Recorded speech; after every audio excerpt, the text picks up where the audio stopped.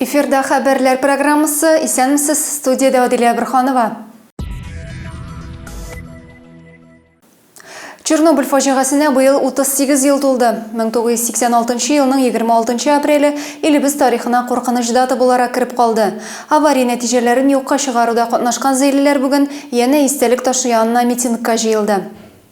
Чернобыльчы Талгат Мәрданов ел сайын фаҗигада бергә булган хезмәттәшләре белән очрашырга килә.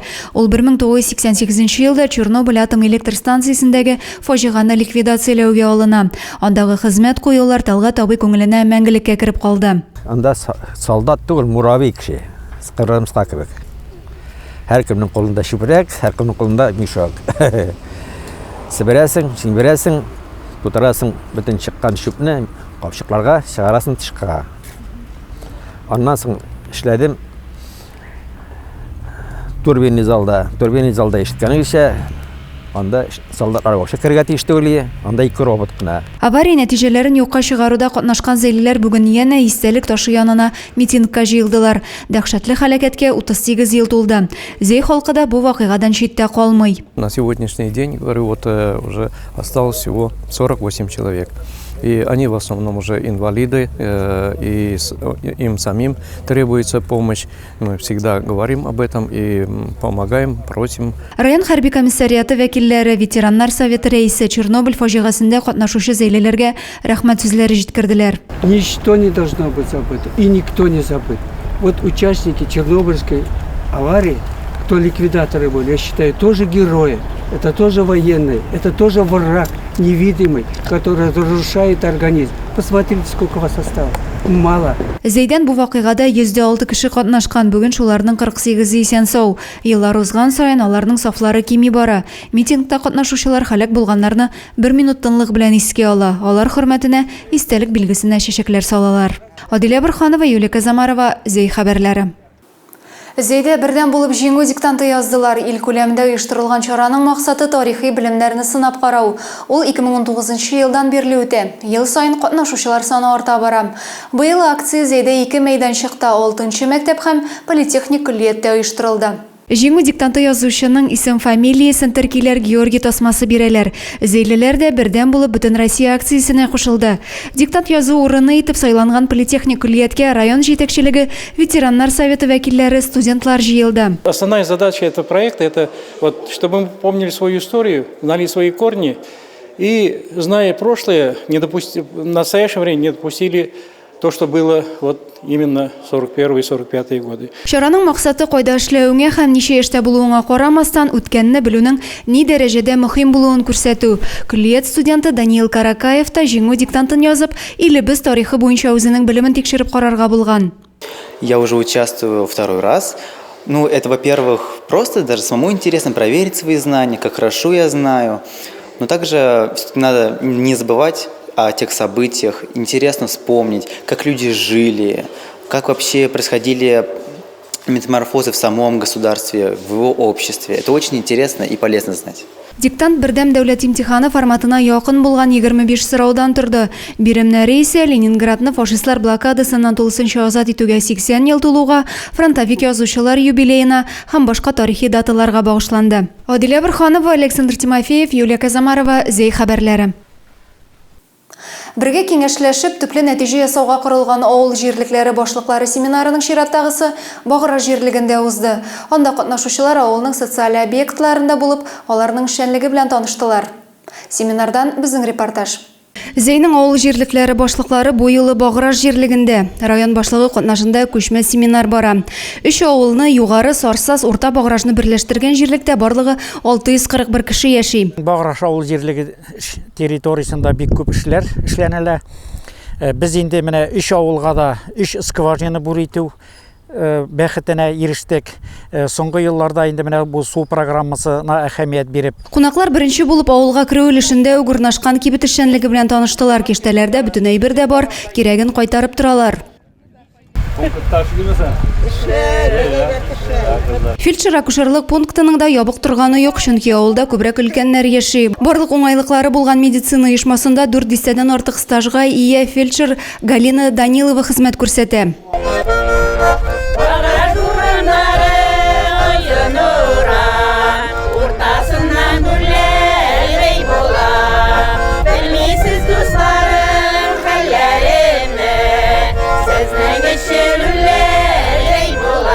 Семинарда катнашучыларны Шишмә буенда Багыраш буйлары фольклор ансамбле каршы ала.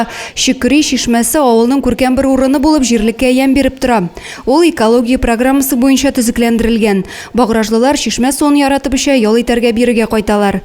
Җәй көне генә түгел, кышында Кашмануда су коенырга килүчеләре бар.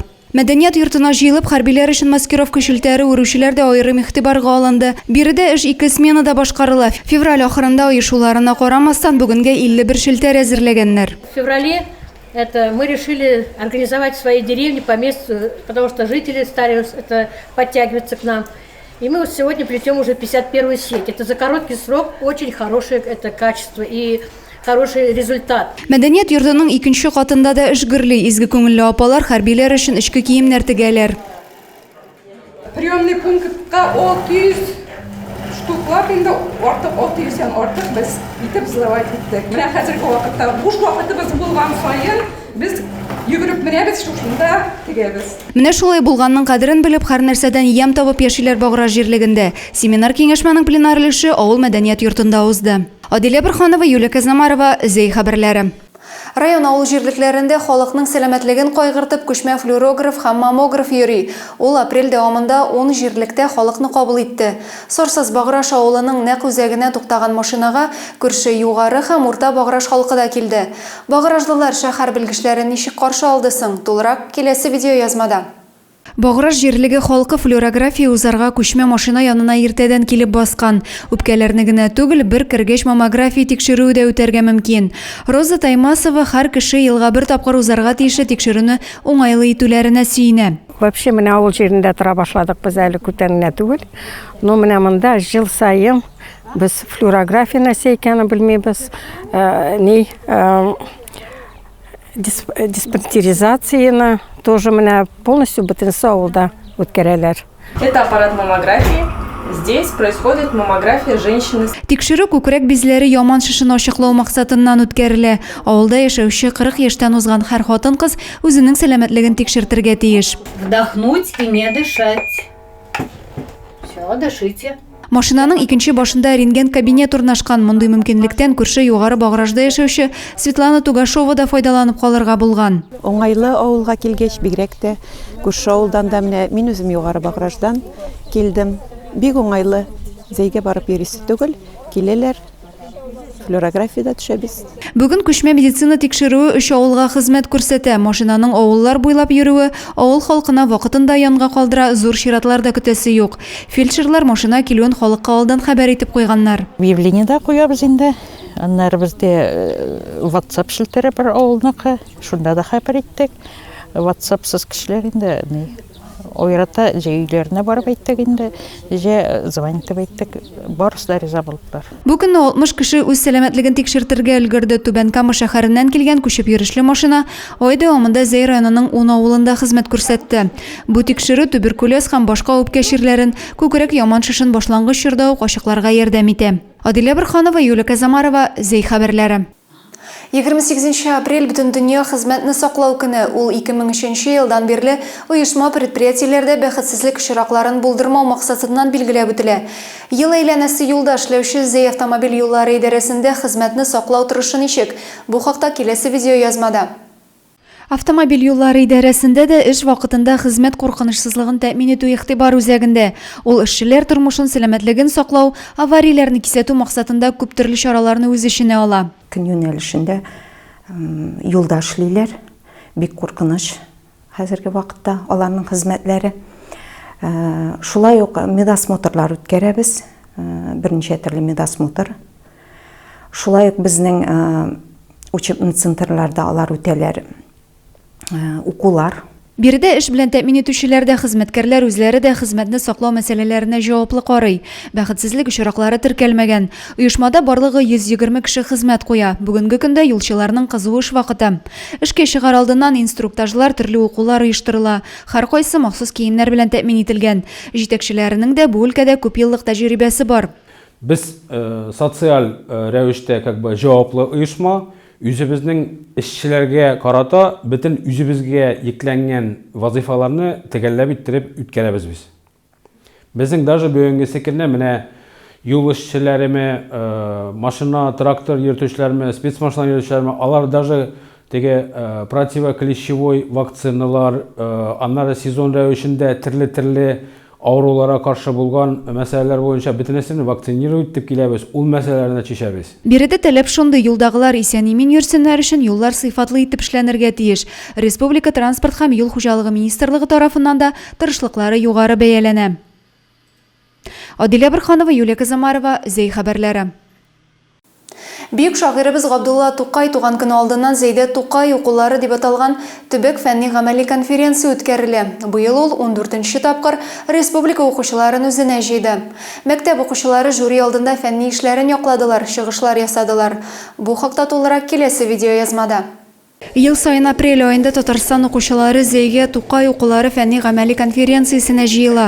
Чара кунакларын 6нчы мәктәп җитәкчелеге мәгариф идарәсе вәкилләре сәламләп, уңышлар теләде. Замечательно то, что те выпускники, которые участвовали из года в год в этой конференции, стали успешными студентами в ведущих вузах нашей республики, даже страны. Поэтому это действительно один из маленьких ваших шажков в ваше будущее. Вы самый лучший сегодня, вы самый сильный. Вы представляете сегодня свою школу, вы представляете сегодня свой район. Вы приехали самые сильные сюда. Поэтому удачи, успеха. 14нче тапкыр үткәрелүче бу зур чара үзенең географиясын тагын да киңәйткән. Быел конференциядә катнашу хокукына барлыгы 5 районнан 100дән артык укучы ия булган. Алардан 62 эш сайлап алу этабын үткән. Чарада Әлмәт, Чаллы, Сарман, Зәй, Актаныш районнары укучылары катнашты. Конференция эшендә югары уку йортлары галимнәре катнашу чараның югары дәрәҗәдә үтүе турында сөйли. Укучылар әзерләгән фәнни эшләрне әдәбиятчылар, тел белгечләре бәяләде. Тукай укуларында катнашучылар секцияләргә бүленеп сайлаган темалары буенча таләпчән жюри алдында имтихан тоттылар. Туган якны өйрәнү фәндә беренче адымнарым, татар теле, рус теле буенча иҗади эшләрен якладылар. Шулай ук гореф-гадәтләребез халык иҗатында бик теләп өйрәнгәннәр. Адилә Бирханова, Юлия Казамарова, Зей хәбәрләре. Тамчыдан күл җыела ди халык. Соңгы вакытта авыл җирлекләрендә махсус хәрби операциядәге ир-егетләргә ярдәм йөзеннән хәйрия концертлары уздырыла башлады. Шул авылда туып үскән изге күңелле зат артистлар чакыра, тамашачыны җыя. Ә тамашадан кергән акчаны СВОдагы авылдашларына тапшыра. Шундый чараларның чираттагысы Чыбыклы авылында узды. Хәйрия концертыннан безнең репортаж. Үткән атнада Чыбыклы авылы халкын мәдәният йортында узган хәйрия концерты берләштерде. Шушы авылда туып үскән Разил Сибгатуллин махсус хәрби операциядәге авылдаш егетләргә ярдәм йөзеннән әлеге чараны оештырды. Уйлап жүрдем дәген. Үземнең курсташларыма шалтыраттым. Минем курсташларым Татарстанның халык артисты Алик Фазыл Зиянов, Булгар радиосы алып баручысы Дилбәр Фәйез, тагы бер дустым Айдабир. Менә шуларга шалтыраттым даган, алар белән сөйләштек, киңәштек тә инде. Хәйрия концерты уздырырга булдык. Булгар радиосы алып баручысы Дилбәр Фәйез концертны үзе алып барды. Халыкның берләшкәнен күрәбез, аларның күңелләрен күтәреп җибәрергә тырышабыз ди ул. Нинди генә концертка чакыралар, барсына да барам, барсына да катнашам. Безнең Булгар радиосы да бу эштә бик актив катнаша. Без инде СВОдагы егетләргә анда күчтәнешләр җыябыз, халык белән бергәләшеп, әле менә Мөслим районы егетләр өчен күчтәнешләр җыйдык. Хәзер инде менә Зәйгә килеп җиттек. Татарстанның халык артисты Алик Фазылҗанов үзенең ямьле җырларын бүләк итте.